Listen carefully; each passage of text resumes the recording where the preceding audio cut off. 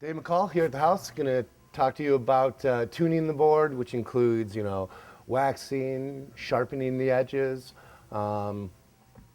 everything you need to know, basically. First off, you want to start by removing the bindings from the board. It's just going to make it a lot easier to work with. You can flip it upside down. You don't have to worry about where your vices are, whatnot. If you don't have a good pair of tuning vices, is a solid investment if you're going to be tuning your own boards. You can pick them up with us, they're pretty easy to find, at a local shop, whatnot. From there, basically, a tuning vise can be hard mounted, or it can mount to the edge of the table. Usually, you see the edge of the table ones is your best option. You can use two chairs to hold the board up. But what you got to be careful on that is when you're waxing the board and scraping it off, that wax is going to go everywhere. So it's best just to have something clean to stand it on so it's not getting a chair or whatever dirty. To start off, flip the board over. What I like to do first on my boards is sharpen the edge. That way if you get any kind of filings or anything like that along the edge lines, you can take it off and you do the wax removing step. Best thing for tuning the edges is going to be your file guide here. A file guide will keep the file in the same place every time you pull on it in relation to the board base. Most will have a little angle indicator on them, which show that they like being rasped one way. What you want to do is you want to start at the front of the board, carry it all the way down to the end, lift, bring it back up, and just complete as many passes as need be to make the edge sharp again. If you are, say, a park rider, a rail rider, you're actually going to be maintaining the detune or the smoothness of that edge, but that's something I'll go through in a further chapter as far as detuning goes. So like I said, just make sure the angle, you're rasping is the angle indicated on the file. Usually only should take a few passes to get it back to the sharpness that you're desiring again. From there, we'll move into removing the wax. Wax remover here is usually going to be some sort of citrus solvent, usually pretty natural, biodegradable. Same stuff you'd see in like Goo Gone or whatnot. What you're going to do is you're going to spray it just kind of across the whole base. You don't have to use a ton here. Then from there, you grab some paper towel and you just sit there and rub it off. It's really easy on this base here because I was riding in spring conditions. It's got a lot of gunk that you get from the man-made snow, like the oil from the cats, stuff like that. So it's really easy to see when you're removing this material because it'll get back to the original color of the base.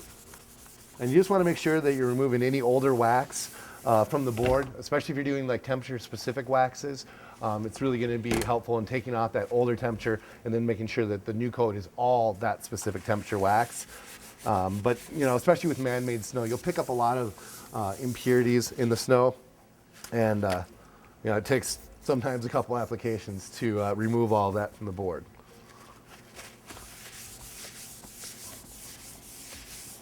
This is where we can use editing magic.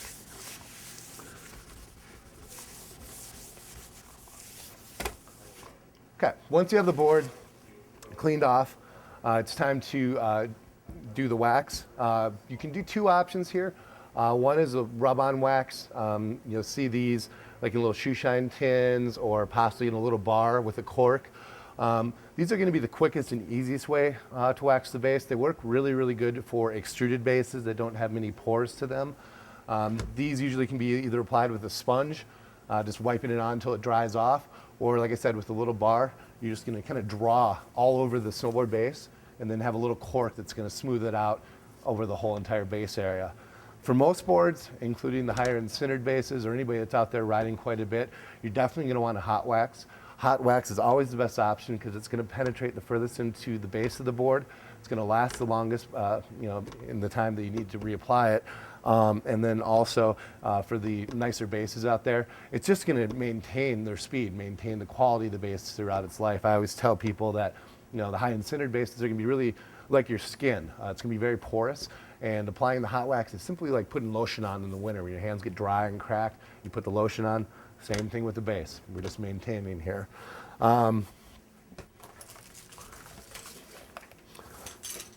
If you don't have a wax iron and you tend to hot wax, you definitely want to pick one of these up. Your standard clothing, iron, stuff like that will not work. A lot of them will have steam holes where the wax can get stuck in there.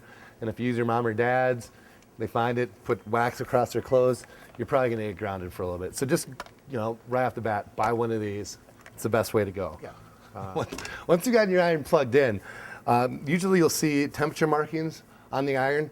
I try to go for a medium temperature setting first. Right now I did a high, and you can see that the iron is smoking. You do not want the iron to be smoking. It's going to cause damage to the base. It's going to seal up the cores, and especially if you leave it in one spot, you can totally remove the pores from one area of the board. So it's very important that you heat it up, but not have it smoking. We're going to wait for this one to cool down a little bit here. In the interest of making this video fast, we're just going to proceed. From there, you can use any kind of wax. I prefer to use just a universal temperature wax. I find for most disciplines in riding, this is going to work just fine, especially if you're like a freestyle park guy. You're not out there doing giant slalom or border cross. You're not worrying about first, second, or third. You're just worrying about having enough speed to clear the jump. The universal is great because if temperature conditions change, you can still use the same wax on the board, even if the temperature is different by 20 degrees from one day to the next. Try and make sure it's fluorinated. Fluorinated wax is just going to last longer. It's going to penetrate into the base of the board a little bit better. It's going to give you a little bit better speed increase too. Once your iron is heated up, which it looks like we are here, it's really simple. You're just going to take the bar of wax, hold it directly to the iron, and let the point of the iron touch the board base. You're going to drag it along here, really focusing on getting it near the board edges. The board edges, usually for the base, are going to be the driest part of the board since they're in contact with the snow the most. So usually what I do is I take a couple lines down the edges, like so. And then for the center, let's come back and do kind of a zigzag motion, overlapping your zigzag from before. And then usually it's a couple lines down the center as well too. Basically you want to make sure that you get enough on there so that when you are ironing the wax into the board, there's enough wax to cover the whole surface area of the board.